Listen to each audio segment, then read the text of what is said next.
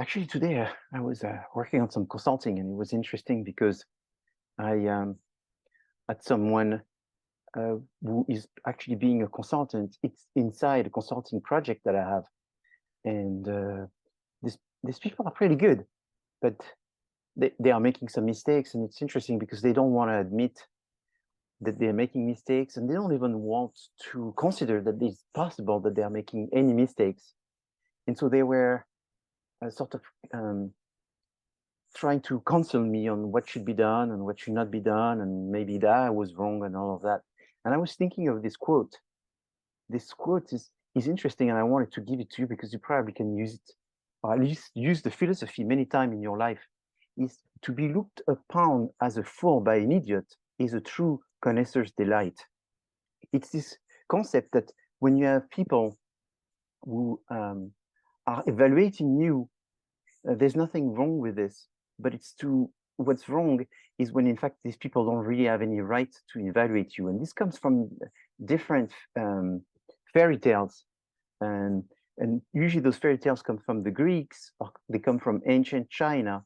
And there's one that is pretty amazing that I know. It's a little pig that is telling a beautiful singing bird that this singing bird doesn't sing very well. And then the bird starts crying, and there's a friend that comes and asks the bird, "Why are you crying?" And he says, "I'm crying because I let a pig tell me what the pig was thinking about me." And so there's nothing wrong with being evaluated, but it's very important to be very careful in who is evaluating you, and it's the value of the who it is, and also letting yourself being evaluated by the wrong person sometimes give you the wrong information. So maybe you want your parents to evaluate you because you care for their opinion, maybe your family members, or maybe people that you think are successful and positive, and they're making an evaluation. That could be negative but constructive, and that's okay. But oftentimes we are getting evaluated by people that we should really not listen to. Now, I've said this when I was a teacher in 1995, and most students, I think at the time, didn't understand what I was talking about because most of them were 25 years old or something like this. They didn't have experience. Plus, back in 1995, there was no such a thing as social media. I mean, the word didn't even exist. But now we live in a world of social media where there's a lot of people that are offering their opinion. And at the end of the day, really, who cares of their opinion because they're just another person. So I think it's very important, and that's my advice. And I'm going to insult you now, sorry, but I would be surprised there's even 5% of the people that understand what I'm saying. But do not let yourself be evaluated by people that should not evaluate you, or at least do not give them the time to evaluate you. But I'm not saying that you should be arrogant, because that's another side that would be bad because you will always think you're wrong. But it's more the question about there are people that opinion really matters, and it's wrong to let everyone have the same value when it comes to have an opinion. So this person this morning was making inference that I should know X, Y, and Z, in addition, not just being a pretty successful consultant, but I'm also a professor. Don't you teach that in your first lesson of marketing, the first day, the first minute, the first hour, or whatever? Well, it's a little bit more complicated than this. So I wanted to bring this up because you will be facing this situation many times. And the matter was, in fact, we're talking about who is correct. The person who is correct, is it the person who developed the product, who come up with the idea of the product, who creates the product, and know what's the better product for the market? Or should the market be the one that really know what is the better product for them? In fact, the answer is it depends. Sometimes the consumer is right, and sometimes the consumer is wrong. And sometimes the marketer is right, and sometimes the marketer is wrong. There's not just one formula, which is ask the consumer what they want, and what they want is always what they want. Sometimes you actually make the perfect product for the consumers and they don't see it. And sometimes it takes 10 years for this product to be successful because there's other elements than the consumers. There's influencers, there's a momentum, there's change in the market, there's all of this kind of thing. So is the consumer always right? No. Are the managers, the owner of the business, always right? No.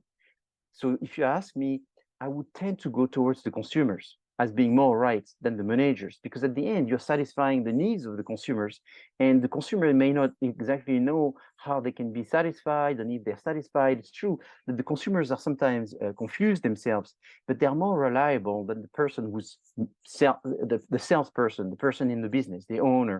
They are much more biased to know what the consumer wants. And so if I had to say, I would say 80% of the time, the consumer is right, 20% of the time, the business is right. Maybe that's my ballpark. So therefore, there's not such an answer, and there's not such a thing as the first hour of the marketing class, the first minute, the first page of the textbook that's going to tell you that who is right is always the managers, the creators. Never is going to tell you this. You know, they talk about abstract, subjective consumer perspectives, which the consumers don't even know because it's subjective. They are sort of unconscious needs that you're trying to fulfill, and then you're fulfilling it with a new product that you're creating. I mean, did people want SUV? If you ask someone 25 years ago, do you want an SUV? They'd say probably no, because they don't even know what's an SUV. It didn't exist. And yet that's the car that's been the most successful as a shape of a car. So do people want an SUV? No, most people will tell you no. However, as a marketing person, you need to take some risks, but you don't create an SUV and you throw like a spaghetti on the wall, you throw it on the wall and you hope that it's going to stick. You know, so you're not doing 50, 100 things to hope that there's one that sticks. Not everything you're going to do is going to be successful. So you want to try to get a balance between what I think is going to work. Let's ask the customers to see what they think, and what the customers say may still not be true. They may still be telling you the opposite of the reality, but you would be wrong not to trust getting some information from the consumers as some kind of information to give you some weight and opinion on how and where and when is it going to work. So the answer to what is the best in order to create a new product, is it what the consumer wants or is it what the marketer wants? It's a little bit of both, and it's a balance. So it's not a formula, and it won't written in the book as being just one or the other. It's a combination of both. There's thousands of consulting firms that actually do marketing and market research, and there's a reason why they exist. Is because you still want to get some information in order to make better decisions. If these businesses didn't exist, that would mean they don't work, and that would mean you can do it without asking the customers. And obviously, asking the customer makes a lot of sense. In the situation of Wiener Schnitzel, and I already told you, the best thing you can do is ask the customers. How many customers? Do interviews. Ask just a few customers. Just ask them about their experiences. In fact, last week, I went to Wiener Schnitzel myself, and there were things that I found that I thought were really good, and there's things that I thought were not so good. So by going there, this is my opinion, it would be interesting to see what I saw if there's other people that see it. And if there's other people that see it, you don't need to get 100 people or thousands of people that agree on all of this. You just need to see the importance of the thing that we all saw, and if this makes a difference, because we may all see a problem, then if you fix this problem, it doesn't change the business as well. There's problems that don't need to be changed. There's problems that need to be changed. So you have to find the problem, like a list, and find the one that needs to be changed. And then you need to find an argument and why they will be changed and what you expect the outcome to be when you make those changes. So all of this is thinking in terms of objective, in terms of assessment, in terms of evaluation, in terms of improvement, in terms of identifying opportunities in order to eventually develop a strategy. So what are the most famous strategies? There's 4: market penetration, product development, market development, and diversification. We saw this in class last week, so I'm not going to spend much time, but I wanted to put this back into the context of business, because that's where you're working right now. You're trying to find solution for the business. The other 4 strategies have to do with the pricing, the type of customers that you focus on, either being a very specific group or offering something that's significantly different that they recognize that it's important, or you try to have a strategy which consists in not being too different and not being for a specific group, not having the best product, not having the cheapest product, but really focus on serving the average, the standard, the mass. And then another strategy may have to do with how you run your business, operational excellence, the relationship you have with the customers, customer intimacy, and also if you want to have the best product in the market, the #1 product, the one everybody loves, the one that is sort of creating the momentum, and that's product leadership. Then finally, you have market leader. This has to do with the number of market share that you have. Then the market challenger will be the company that doesn't have the resources as a market leader and eventually tries to learn as quickly as possible for the market leader and follow the market leader closely as possible in order to benefit from the momentum that the first one will be creating. So oftentimes the market leader will also be, oftentimes, not always, be the product leader, and they would be the one that has the best understanding and best relationship with the customers. So it could be all related. The market follower is sort of the same thing as the market challenger, but in the sense that you're following the challenger, and then the market nicher is the same one as the one before, which has to do with focus. Focusing on a very small group of customers, but being the best at serving them. The idea is that you improve satisfaction, and you improve satisfaction by having the best product to specific customers. So that was my quick recap on this. I'm going to jump into market research, which I sort of already started talking about, because I'm saying it's very important to collect information in order to minimize your risks. So the two types of information that you collect are the secondary data, the one that already exists, the primary data, the one that does not exist, that you have to collect yourself. There's pros and cons between these two. Secondary data is the fastest. I'm looking at the databases.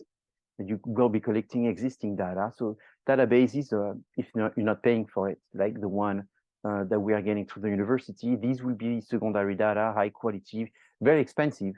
Once you are not a student, maybe a bit different to have access to Emergent and IBIS World and all this, but in that situation, you do have access. Otherwise, just looking at Google and looking at past reports, or maybe looking at the Wall Street Journal, these will be secondary data. The disadvantage that they have is they may have some biases. Biases is what you see the minute you watching, reading, following the media, is as you looking at the media from, I don't know, the BBC versus MSNBC versus Fox News versus CNN versus, I don't know, USA Today or whatever, you can see not everybody says the same thing, because they have biases depending on the political agenda they may have, or the interest that they may have. So the same thing when you're collecting data, there's different interests, and therefore there's different biases in the data.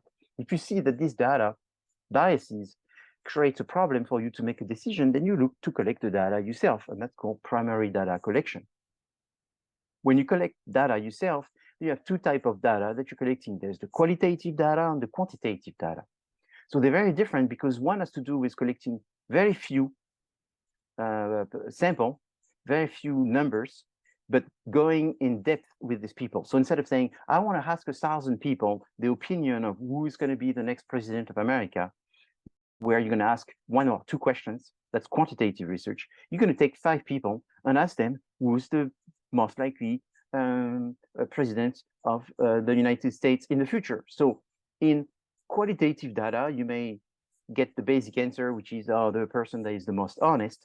And then you keep asking, and they will tell you, something like possibly a man versus a woman. And then you keep asking, possibly someone older. And then if you keep asking, possibly someone not too old. And if you keep asking, possibly someone with more hair. Some reason people like to elect a president who is a male, tall, with a lot of hair. The more hair, the better.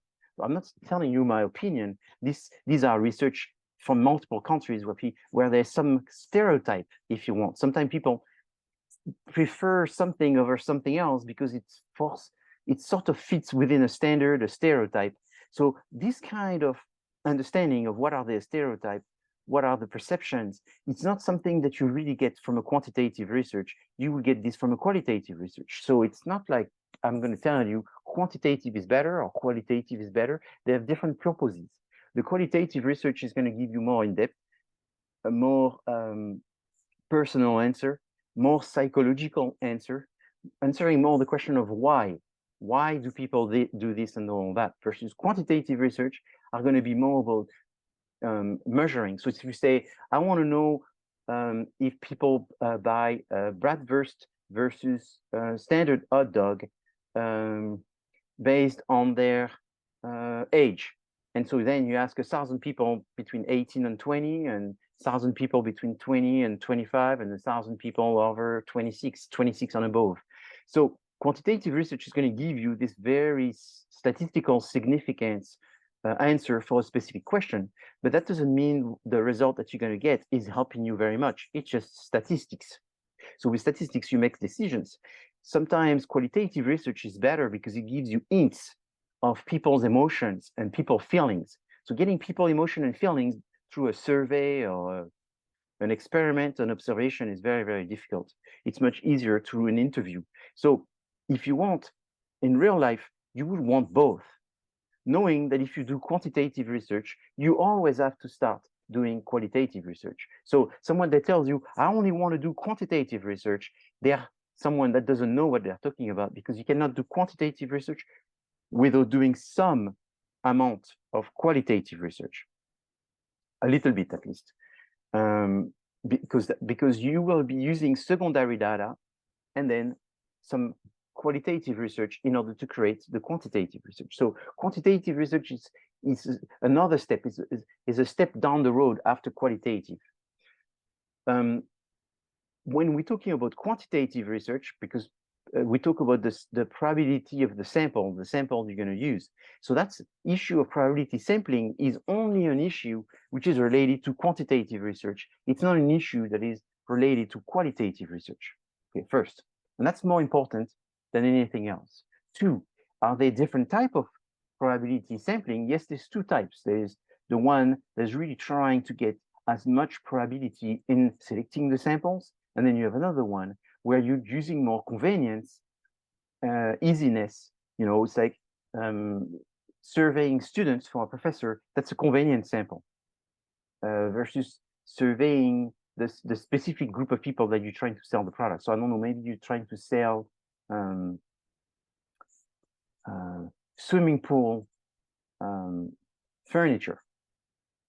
So you just say, oh, you know what, I'm going to ask my students about swimming pool furniture. The issue here is you should probably ask people who have a swimming pool. You probably should ask people who buy swimming pool furniture, and versus asking just general people that would have less biases and would be a better probability of the quality of your samples. So quality samples becomes, the quality of your samples comes with the price. The more you want them to have high probability to be representative of the millions of people that compose the entire market, the more you're going to have to be careful in who do you choose, and that there is a sort of a balanced number of men and women and older and younger people, depending on who you're focusing on. But the idea here is quantitative research is the one that worries about the sampling method. So as a recap of all of these, is I want to remind you that there are three levels of research. One is exploratory. So this slide is important, and this slide is sort of the only one you want to make sure that, one, you understand, and two, that you could explain someone else, and three, that you also memorize, because it will help you in your future. Beyond the fact that you want to do well in your quiz, it's going to be the understanding of all the concept of research. So you're facing a situation, and that's why we had a librarian come 2 weeks ago, where you're looking for opportunities. So where do you look for opportunities? What is the first thing you do? Well, first, you go to the first stage, which is exploratory research. So you just explore. You explore by doing mostly secondary data, by collecting information that already exists. You try to understand the problems. You try to see if there is solutions to the problems that have already been published, because if you have the answer to your questions for very inexpensive and for very fast, then that saves time. I mean, business is trying to get solutions fast. Time is money. But then you may also say, no, we don't have a perfect answer to our questions, so therefore we need to collect the data. And then you can do primary research, but it's going to be only qualitative research. So if there's a question such as, does exploratory research uses primary research data? The answer is yes. Exploratory research use primary research data, but only qualitative, by only interviewing people. It's not looking at any quantitative research that you will be collecting yourself as a primary data collection, because it's not looking at quantitative numbers that you're collecting yourself. You may be collecting quantitative numbers that someone else collected, and that's the secondary data, but not that you collect yourself, because that's the work of the second stage, which is called descriptive research. So it's descriptive in the sense that it's going to give you some kind of percentage for certain perceptions. So are men and women buying bread? What's the average price per week that a man spends on bread versus woman spends on bread. And then you could even look at different age group within the man and the woman, and you break it down and you try to have a research that is descriptive. In that situation, what you would want to do is look at existing data. And if you don't find existing data, you cannot do any statistics, then you would be looking at collecting the data yourself. The best method is to do a survey, but also to do an observation. So the observation method is you will be using like a camera, for example, that's going to be recording people's behavior and then give you some numbers at the end. How many people turn left? How many people turn right? Maybe you could use a camera on people's eyes when they're looking at the screen. How many people look left, right? How much time did they spend on the website, on the image in social media? All of this will be observation and data being collected for quantitative measurements that you collect yourself because you're paying some kind of organization to collect this data by measuring and recording people eye sight on screens or whatever. So that's an experimental type of research, and it will be descriptive. The idea will be that you'll have 100, 200 people in order to be able to calculate the probability and the reliability of the data, because reliability is very important. But not just reliability, you also have the concept of validity. So data is reliable because it was well understood by the people responding. Data is reliable because the people who responded understood the question. Now, data is valid because people who responded were the right people. So it's like asking what's the most common shoe size for women to men. It might be reliable, but it might not be valid because the people that really have a better answer about their shoes size would be women. Asking a man woman's shoe size may not be as good. So, or asking foreigners in America who they're going to vote for the next president of the United States, it may be a reliable research in the sense that you've asked, people understood, the data will repeat itself every time you ask this person, you know, who would you vote? And they'll say, I don't know, Kennedy. And every time you ask, they say Kennedy, Kennedy, Kennedy. And you go, wow, people want to vote for Kennedy, but 50% of your sample were foreigners, therefore that was not right. So to make it valid, you would have to ask the people that actually have the age to vote and are people that can vote. And in that situation, that makes sense. So validity is a little bit more complicated than reliability. Reliability is, did they understand the research? Did they answer it correctly? Would they answer the same thing time after time by not being confused? Reliability. Validity is, did you ask the right question? So it's like asking my students their GPA and guessing from their GPA if they are intelligent or stupid. At the end, the research may be accurate because every time I ask someone their GPA, they give me the same number. So it's a reliable research, but it may not be valid because the GPA may not be a proxy for measuring people's intelligence. Therefore, it's not valid. So validity is a much more complex element than reliability, but both are necessary when you do research. The concept of validity and reliability, I've explained it the most simple way as possible. It's rather complicated. And in fact, when you do a PhD, you actually spend 6 months studying reliability and validity. So I compressed 6 months of the material in about 8 minutes.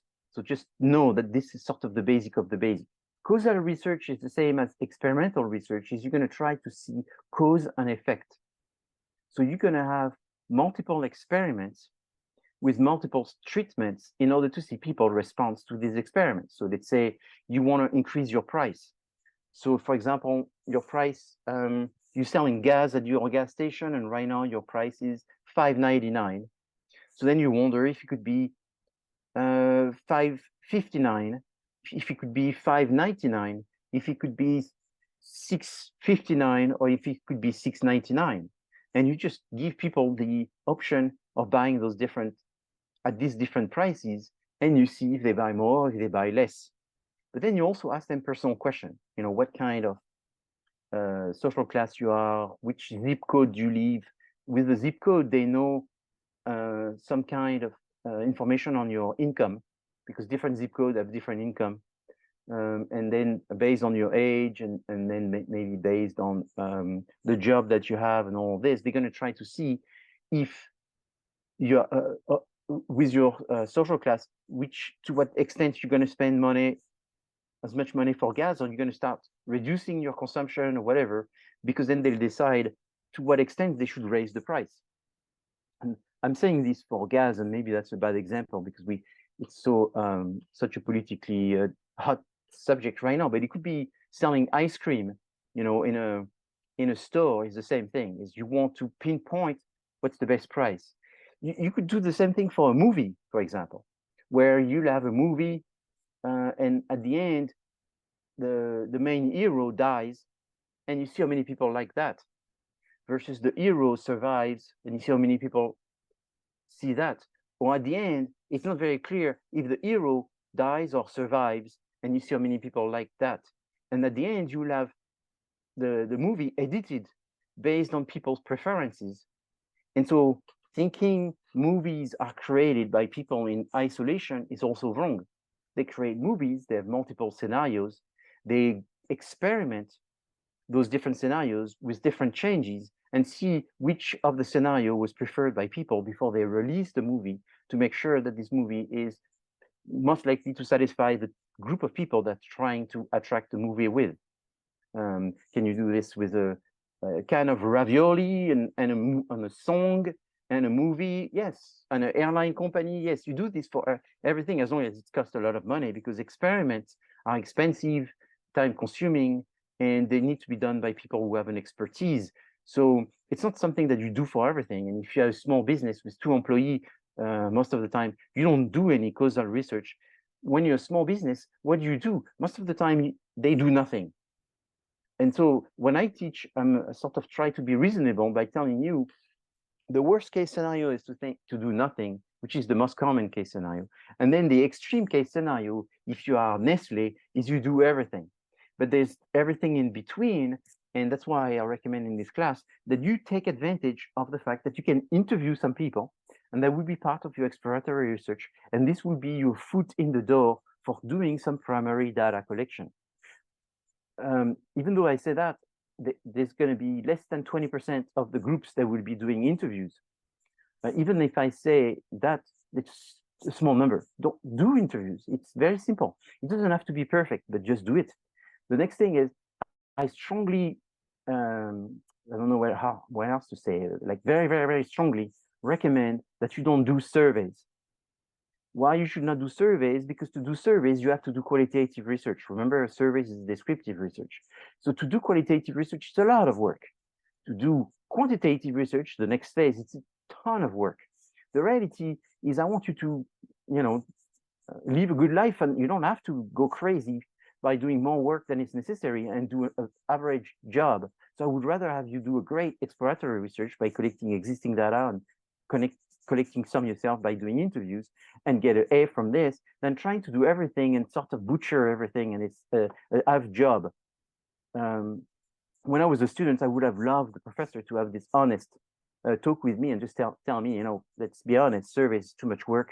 You're not going to get better grades from doing surveys. I would rather have you know that surveys is the next step after you've done the interview, and know it's there, and maybe someday you're going to go and do it the whole thing. But here, I want you to learn and have enjoy your life at the same time, and see the benefit of doing this, because it's something realistic. Do you have any questions? Yes, I have a question. You said to do, is it your suggestion to do interviews? But what kind of questions I can ask, since it's my first time to experience this?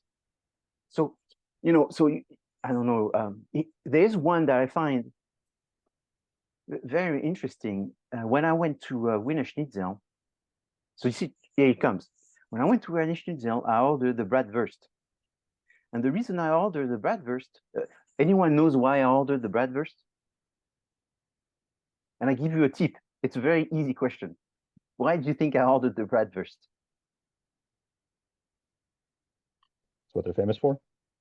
The what? I said it's what they're famous for. Yeah, so they have a reputation, so we might as well try something. They have a reputation. Chad, that's a good answer. Another one, it's not available all the time. It's available right now. Number 3 is this is October, so it's like Wiener Schnitzel month of the year essentially. So you might as well get in the mood of Oktoberfest. So I said, okay, I'll get the Wiener Schnitzel. No, sorry, the bratwurst.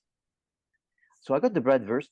Did I think it was tasty and it was good? Yes. Would I buy it again? Maybe. What is it I didn't like? Is how small it was. It was too small. And so there's one thing I learned, you know, I'm not born in America, but I've been here a long time. And maybe it's a cultural bias, but everything in America to me seems to be always larger. You know, larger glass of water, larger French fries, larger ketchup, larger shake, larger burger, larger plate. And here comes the Wiener Schnitzel, and it was definitely, if I had to say, if they made a mistake and they gave me the XS or the S maybe size hot dog, and then I was wondering, maybe I by mistake I'd said give me a S size bratwurst, but then I double checked, you know, because I don't want to assume that I'm right and they are wrong.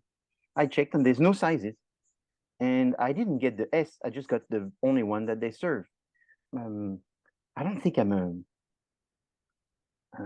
you know, a big gulp type of customer. I think I'm sort of normal, but I may be wrong. Maybe I'm just a big eater and I just eat tons and fast food and all this, and I just didn't realize that.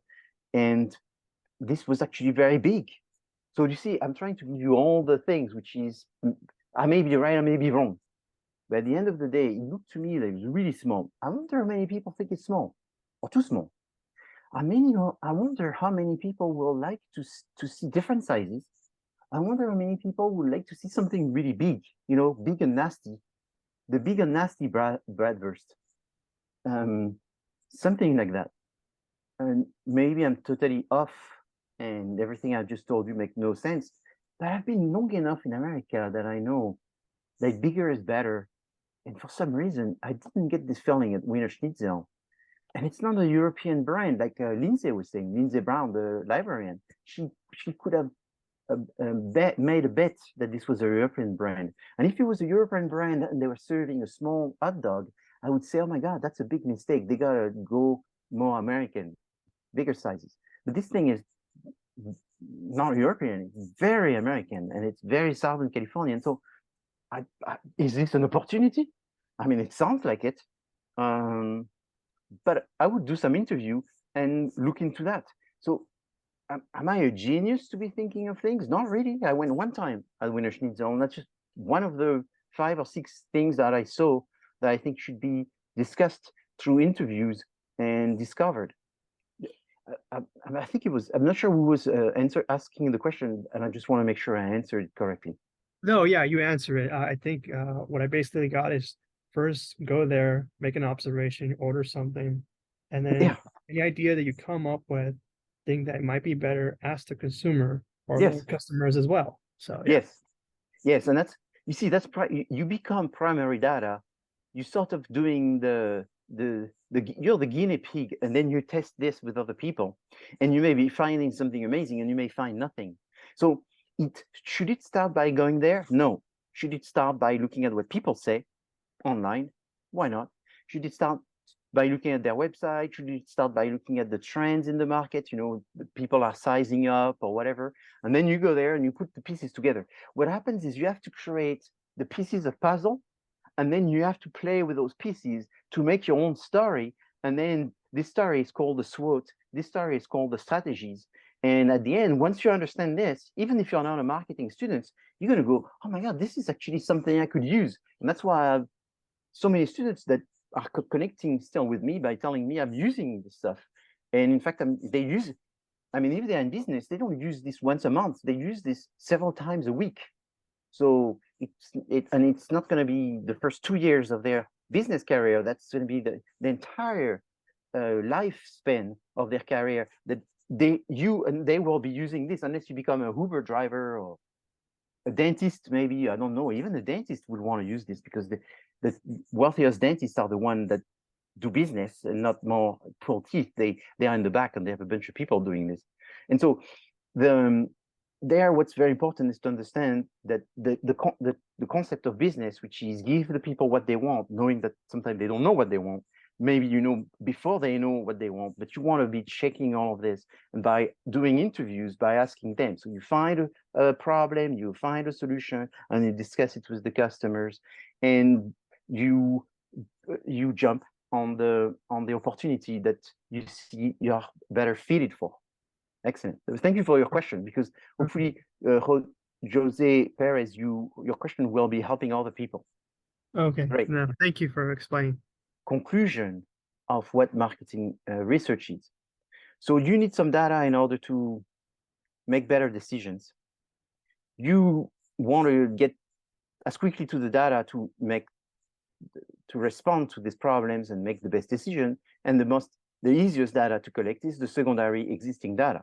However, you cannot always find the secondary, or maybe you can't always trust the secondary, or maybe you find the secondary, but it's not exactly the problem you have, or maybe it's old secondary and you want something more recent, because it's like right now, a lot of data comes from before COVID, and a lot of people are wondering if there's anything that's changed after COVID. So there's a lot of data that suddenly became very old. But before, you would have 5 years old data and everyone was happy to use it.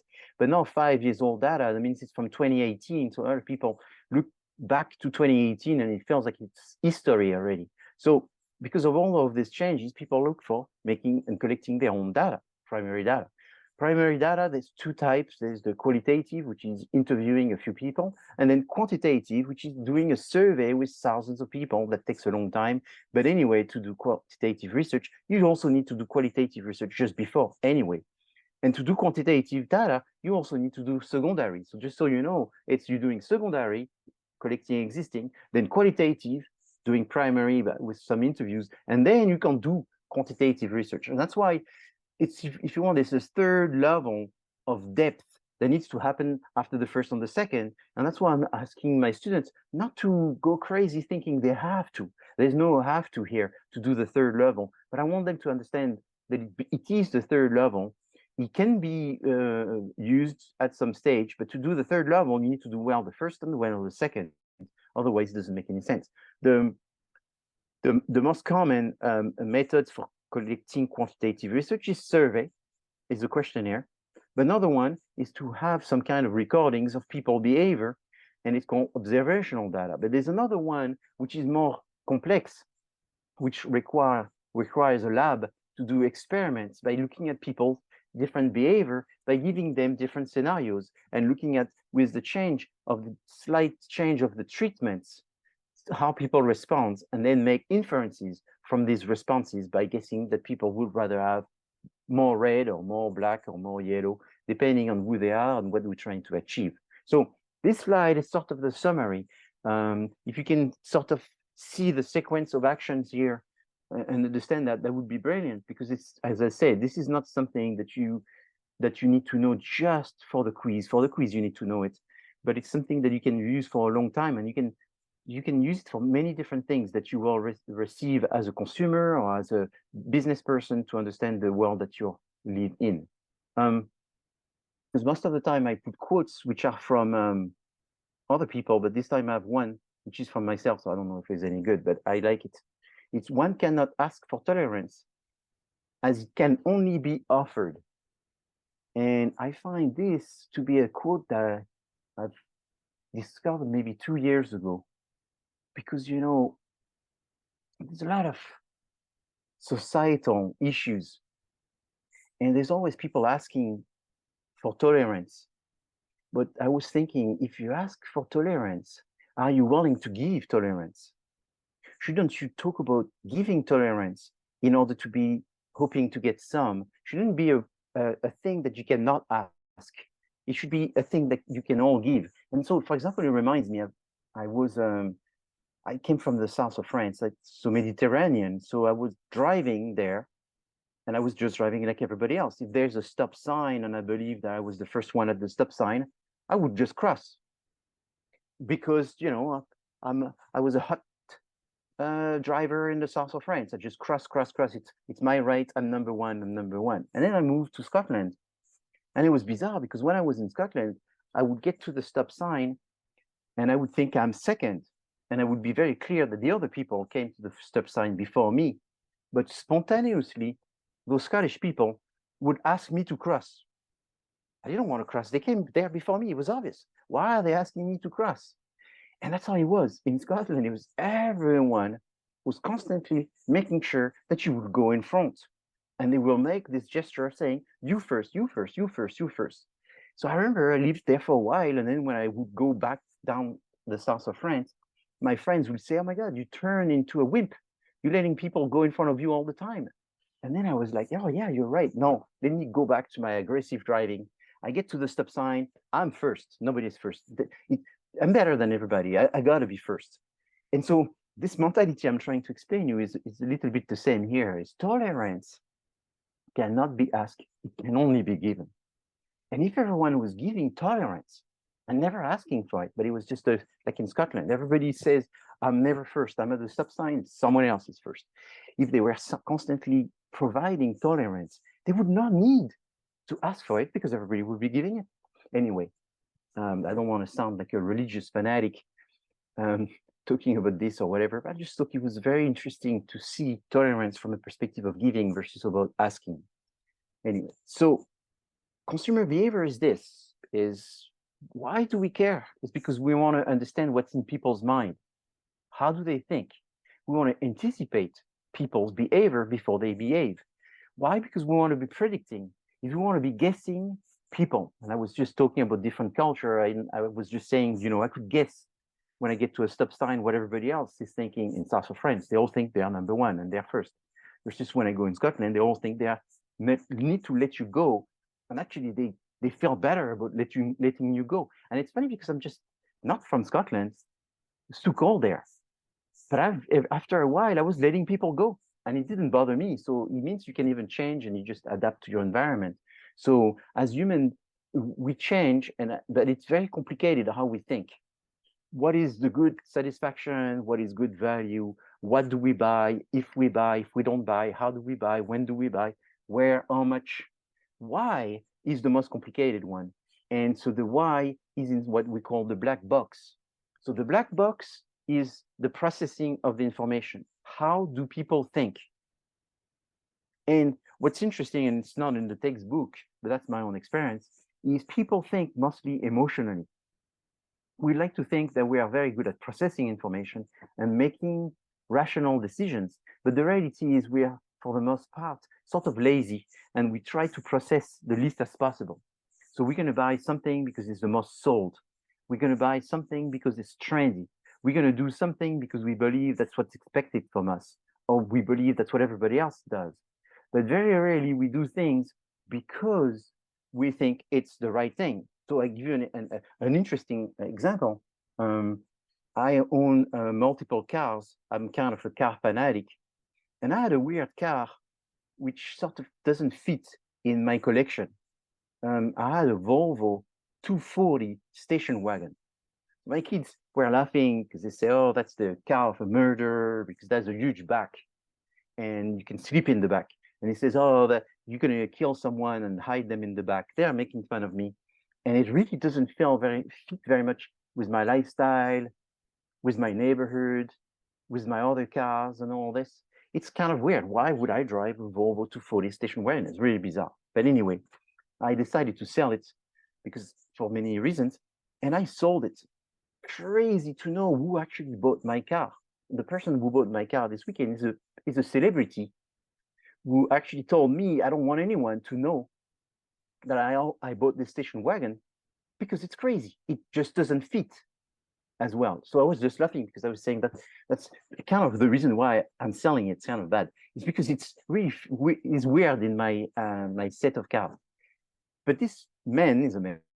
He's a very, very, very famous American pilot, a racer, who actually bought it this weekend. And it's just bizarre. It's a silver gray station wagon Volvo from 1990 that's so slow, in so many ways, so boring. But it's the black box. My black box was weird and I bought this car. His black box was weird and he bought this car. And so we all have a black box, a way of thinking that it's very, very strange. So how do people think? It's the hardest question to answer, but here's some answers for you to see. So they buy something because of their culture. And in fact, their culture is the most prominent reason on how they buy. They buy based on the values of their culture. So, we're talking about Wiener Schnitzel. Wiener Schnitzel obviously is making a good decision because they're selling hot dog. That's very American. They gave themselves a German name, so maybe that gives people the perception that it's a German hot dog, so maybe it's better than a standard hot dog. And so they're using cultural values. With hot dog comes a lot of cultural values, and I don't know that they are making a good use of all the cultural values that they could be using. I think there's more that could be done. So could the opportunity come from doing more research on American cultural values that could be used in order to sell more of the Wiener Schnitzel hot dog? Oh, yes. Could that be the gold mine of opportunities? I think there's got to be some mining in there. How to make it more American? How to make it, in a way that people perceive that it's much better, that is good fast food. What could you do? Could you put American flags in a lot of places, or meat from America, or meat from California, or what else could you say? All wheat bread. I don't know. Make it more American, Americanize it. Then you say, yeah, but with that name. Well, could you? I'm selling a lot of different spirits. I'm working on different spirits projects, and we just know that if it says imported on the bottle, people think it's better. So pretty much a lot of bottle, we make sure on the label it says imported in big, because people see it's imported, therefore they think it's better. And so that's a cultural value from the target. So what's interesting with the culture as well is you have subcultures. So if you're American, you're not just American, you may be Californian. If you're Californian, you're not just Californian, you're Southern Californian.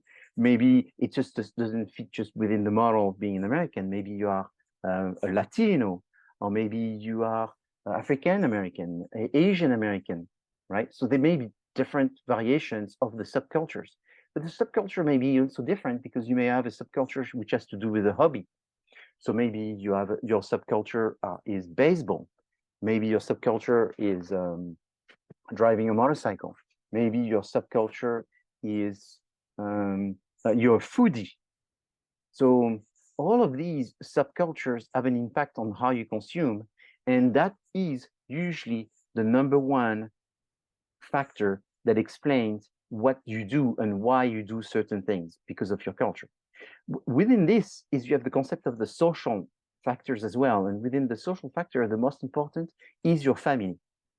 If you're married, not married, if you have kids, if you don't have kids, but also your parents and the influence your parents have on your decisions. So the parents' least influential time maybe when you're a teenager because you try to do everything different.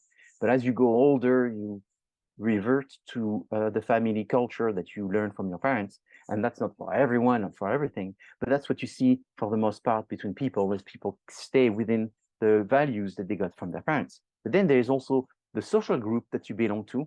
So maybe when you're a student, you do certain things versus when you graduate. And after you graduate, you may be doing things that are very different. But there's also the role you have. So if you are, if you become a CPA, if you become a registered realtor, if you become an architect, if you become a lawyer, then there's a role and status, and that may have an influence on how you consume and the things you do that you were not doing before because you change status and you change roles.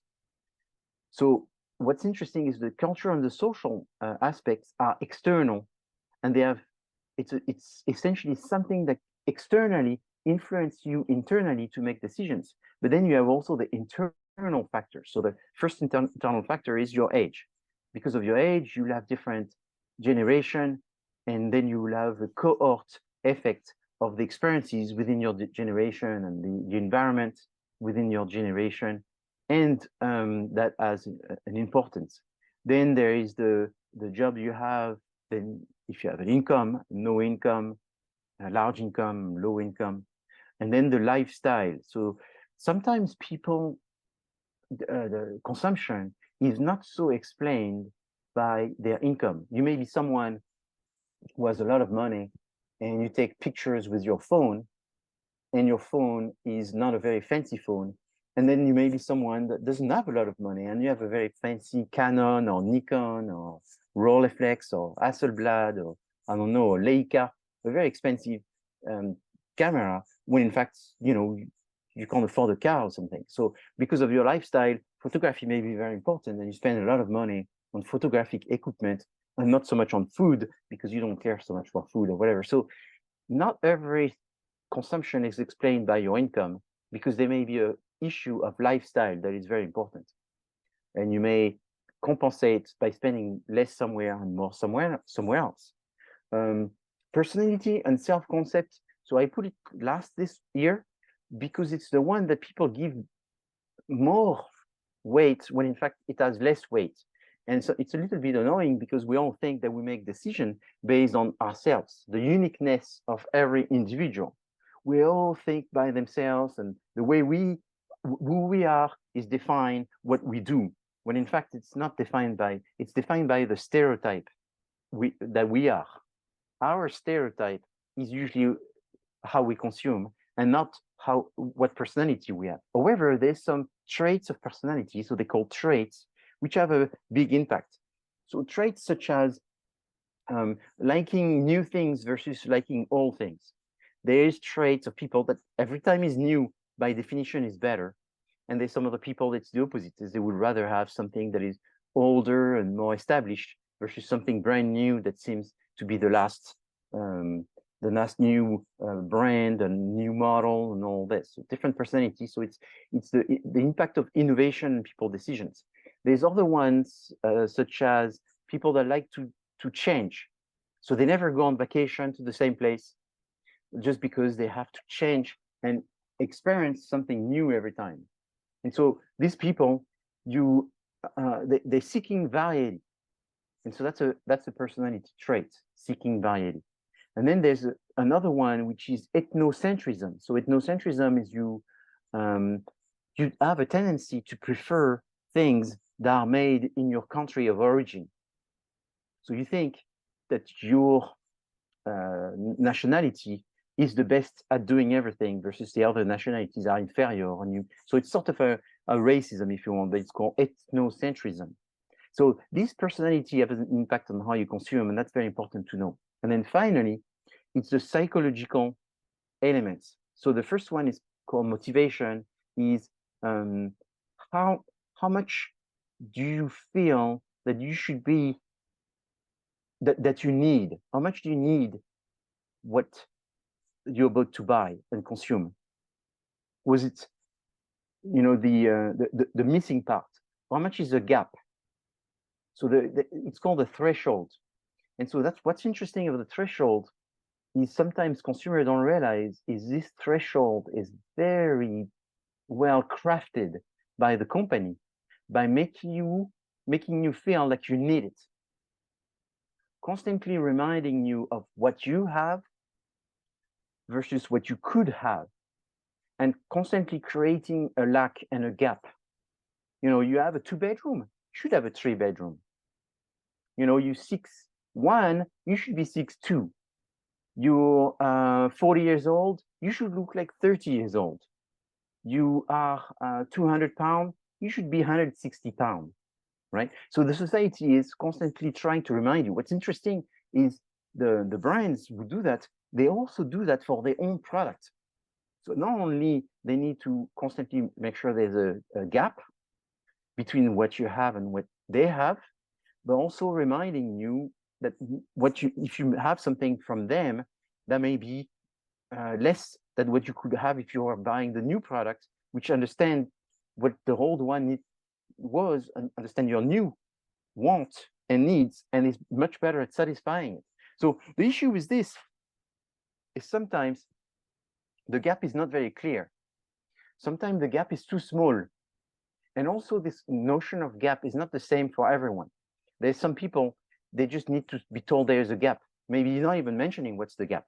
Some people need to see the gap and have a vision of the size of the gap. The bigger the gap, the more they respond. So you think about the most common thing to use here as a stereotype is the iPhone or Microsoft Windows. You know, when would you buy the next iPhone? What would be the threshold? What would generate the gap? Did you, from iPhone 12, did you buy the 13, or did you wait to get the 14? What was the info? Is it a number thing? Is I skip one, buy the next one? Or do I look for the information? And to me, it's the resolution of the pictures. Is it the size of the screen, or the whatever? What is the element that will generate you to buy the next generation? There's some people, they will just buy it by knowing there's something new, and they just can't live without the newest of the newest.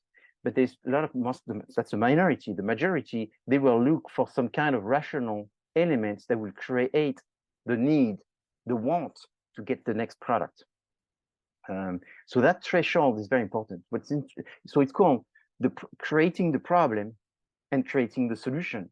So businesses are constantly creating solutions and problems and solutions and problems and the solutions of the problems that they have created in order to constantly have consumers wanting something else from them, or from for a competitor realizing maybe somewhere else is better. There's the grass is greener on the other side of the wall. That's what they cultivate. Now, perception, going back to the grass is greener on the other side of the wall, it's this idea that you have to create the perception which is better than even the reality. The perception needs to be better than the reality. So the reality is oftentimes dictated by the engineers or the experts, versus oftentimes the consumers are not experts, and their measurement of the reality is based on their perceptions. So you don't need to make, in some way, you don't need to make a car with more horsepower. What you need to do is make people feel like the car is driving faster. So if the car feels like it's driving faster, maybe that's more important than the car having more horsepower. So it's the sound of the engine, the sound of the wheel, the sound of the door when it closes is more important than the people through perception of safety or speed. So manipulating perceptions is more important than manipulating the product itself. So that's kind of crazy, and I feel terrible of teaching this, because obviously that's an element of manipulation by not saying give the customers the true dimensions of improvement, but the perception of the improvement is more important than the improvement. Yes, that's the way. So if you want, don't make the house door bigger, just paint it red and it's going to be bigger. If red makes the door look bigger, it's better than making it bigger, because making it bigger is more expensive, and they just want to feel that it's bigger. So the feel is very important.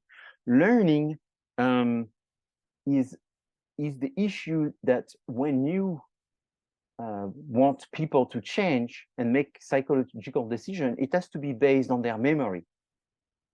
People will use their memory and make decisions. So you want to engage in repetition, trying to repeat as much as possible for people to eventually, through the time, having heard something, they may tell someone else, or they may repeat this to themselves to the point that they believe it.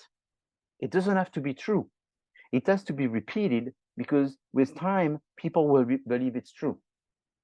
So you see this, unfortunately, in the world that we live now, where there's a lot of fake news, for example, but you just need to make it repeated enough that people will believe fake news. So it doesn't have to be real or fake. It has to be repeated, and everything is repeated becomes real. So now the beliefs and attitudes is what happens is that you have, you don't have to tell people, there's the issue of the reality and the issue of the truth. Obviously, feel like probably like the worst professor right now, because I'm telling you what's more important is not the truth. What more important is the belief, what people believe. What they believe is the truth. Therefore, don't try to inform them about the truth. Try to inform them about the belief you want them to have in order for them to feel that you have the solution to their problem. So the beliefs is based on knowledge. So again, it has to go with learning, is you repeat knowledge or the knowledge you want them to learn. By repeating it, they will memorize it. By memorizing it, they will believe it's true. By memorizing it and believing it's true, they will believe in it. And eventually they will think everyone who says the opposite is wrong. So this will create this belief, and this belief will make them to trust the brand and won't be associated with the brand. The issue is when those brands, they use this in order to get customers, but then it's all fake, it's all untrue, and then the customers eventually find this out, and then they want to go to another brand. So a good brand is a brand that understands this, but at the same time provides a real product with truth. And I would say most of the brands and products do not provide true products and a good product, because that's a lot of work. And when you compete in this market, you realize that the one that wins are not the best products. They are the one that have best manipulated the consumers to their beliefs. And so then the attitudes is an attitude that consists in sharing information to someone else. So then you sort of influence someone else because you are building the belief of someone else. And also your attitude may be that you have emotional components. So it's not just a knowledge-based component, but it's an emotional component. So you have emotions when you think about the brand. So you're not even buying the brand because it serves the purpose, is you buying the brand because it makes you feel. So the make you feel may be more important or as important or still very important in the weight of things, in how you buy things, because you buy them for how you feel and not what they do, the feeling. So let's say you have a pen and you're not really writing very well with this pen, but it looks really good and you love the pen. And so therefore you're going to keep buying this brand because it reminds you of something. It makes you feel a certain way, but it's really not, honestly, if you were to really think about it deep, not the best choice, but the way this thing makes you feel is the way you want to consume it. So the emotional part of consumption in many ways is the most important, but it's the one that requires the best understanding of the consumers by analyzing them. And again, the psychological component that you can see here are very important. The most important is the culture, but I would say the second most important is the psychological.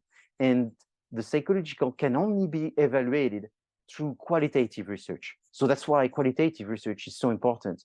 Asking people questions, having interviews, going deep in their mind and their brain to try to let them say something that almost in a hypnosis say something that they would not say voluntarily.